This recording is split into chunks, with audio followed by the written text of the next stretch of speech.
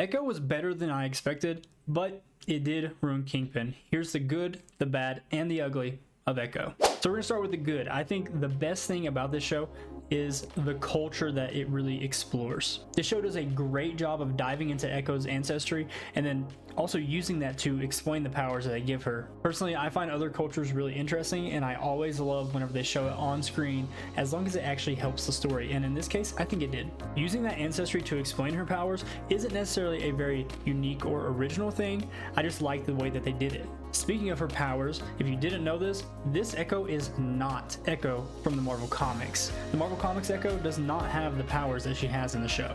However, I do like the changes that they did to this character because they use that ancestry to explain her powers, but also explain why she's called Echo, because her ancestors echo through her. This is actually one of my favorite names in the MCU because of the meaning behind it. I also have to admit, I'm just an absolute sucker for any characters who have some type of disability. Like Daredevil being blind, I think is such an interesting addition to the character. It makes the character really unique and fun to watch. It also provides some representation for people who maybe have that disability. Echo being deaf and a lot of this show's dialogue taking place in sign language is absolutely fantastic. I don't know sign language myself, but it is something I've always wanted to learn, and I loved watching that in the show. I also have to talk about Echo's post-credit scene after the last episode. It definitely set up Spider-Man 4. There were rumors that Kingpin was going to become mayor of New York and outlaw superheroes. Well, this show definitely just set that up. While the show did a great job with those aspects, it struggled in almost every other category. It's time to talk about the bad. One of the things I think Marvel and even Star Wars has been struggling with under Disney is the choreography. It just pulls you out of the immersion of the show or movie, and it's been really frustrating to watch. There were times in the show that the choreography wasn't that bad, but there were other times where I was even having trouble distinguishing whether it was slow-mo or the actors were just trying not to hit each other, and I think it was the latter. Something else I even said whenever they announced the show: why are they making a show about Echo? Because she's not really a main character for the MCU. It seems like they're going to try to make her one, but it's not really a character that a lot of people care about. While I did find the character interesting, I just don't think enough people care about her to watch the show. I think because Marvel knows this, they forced in a lot of dialogue that may hit with some audiences, but definitely not the majority of people who watch. I think the best example of this is when she's talking about Kingpin and she tells her cousin it's time for a queen to take his place, which just felt very forced. You have to remember, this is also coming after all the accusations of the MCU, with Marvel really focusing and pushing female characters. And I've got to say, after watching this show and a couple of the other Disney Plus shows, it kind of seems like it's going that direction, because she really just gets superpowers out of nowhere. Nothing we knew about this character within the MCU gave us any indication that she could even have superpowers.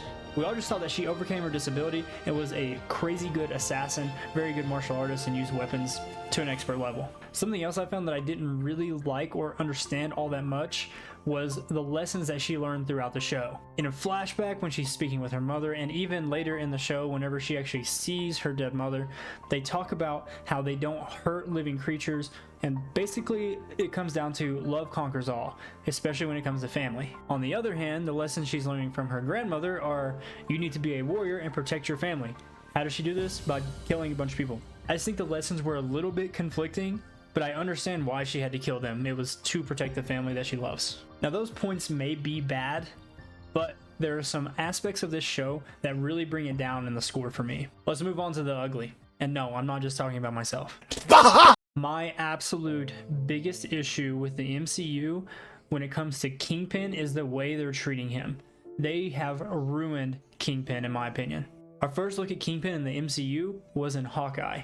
At the end of that show, he fought Kate Bishop, a teenager with a bow and arrow, and he lost. He got a little bit of redemption whenever Echo shot him in the face and he survived. But yeah, they just kind of ruined him again in this show. In the show, they established Maya as being the only person Kingpin truly loves, and he loves her like his own daughter. He even says this in the show. But I'm still really confused on that whole relationship.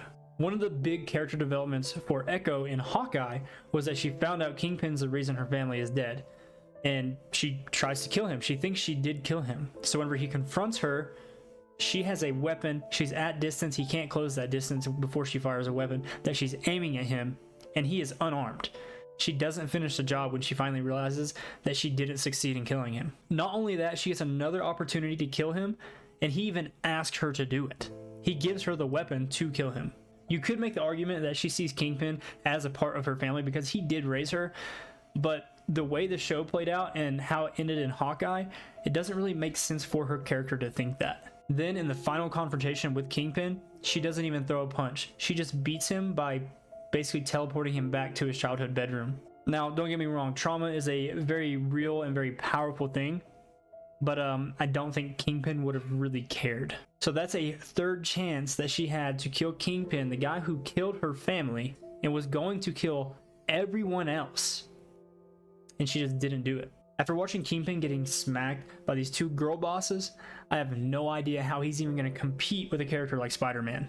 And usually, whenever a hero says, "No, I won't fight you, I won't kill you," there are consequences, and there are none in this. Because there are no consequences, I think the show feels very campy and very safe.